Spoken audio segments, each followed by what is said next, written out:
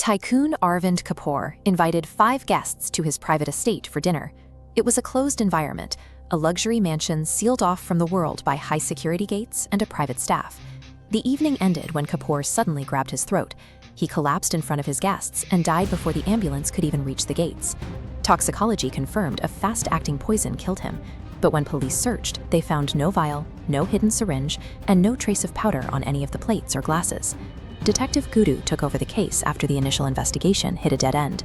While others saw a void of evidence, he began looking at the photographs taken of the table before the body was moved. To Guddu, a crime that looks clean isn't a sign of a genius killer. It's usually a sign that the investigators are looking at the wrong set of facts. There were 5 people sitting at that table. Kapoor's business partner, Rohan, his former fiancée, Priya, a rival named Vikram, his lawyer, Neha, and a longtime family friend, Sanjay Roy. This seating chart shows Kapoor at the head of the table. A silver sugar bowl sat directly to his right. Guddu noted this position immediately, as Kapoor was known by everyone in this circle for his habit of heavily sweetening everything he ate.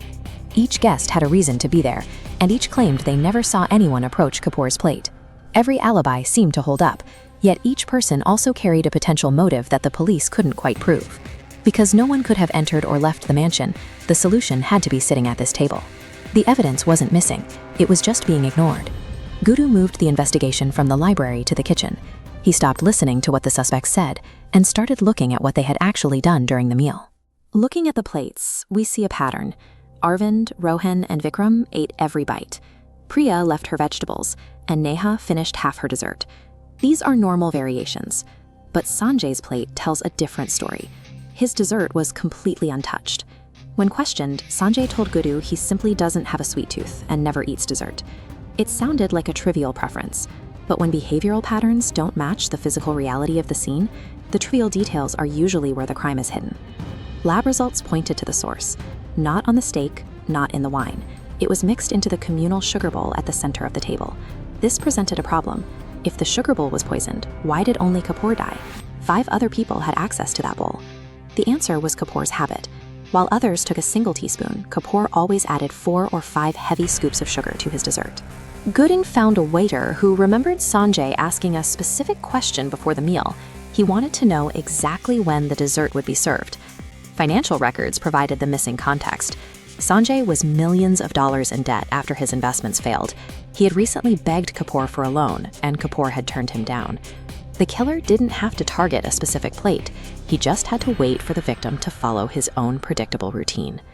In the library, Guddu sat the suspects down and explained how the perfect murder was actually full of errors. First, Sanjay needed to ensure the sugar bowl would be on the table at a specific time. That's why he checked with the waiter about the dessert course before dinner even started. He spiked the bowl knowing that only Kapoor's habit would lead him to ingest enough sugar to be fatal. For everyone else, a single teaspoon wouldn't be enough to cause a reaction. And the reason Sanjay's plate was the only one untouched? He was terrified that if he even tasted his own dessert, he might accidentally ingest a grain of the poison he just put in the communal bowl. His attempt to stay safe is what ultimately exposed him. By avoiding the dessert entirely, he created the only gap in the dinner's data. Facing the physical evidence of his own untouched plate, Sanjay admitted he poisoned the bowl to get to Kapoor's fortune. With the mystery finally solved, police led a handcuffed Sanjay away into the night, officially ending the long investigation into the wealthy Kapoor estate. A killer spends their time trying to make a crime look impossible. A detective spends their time finding the one detail that proved it was actually quite simple.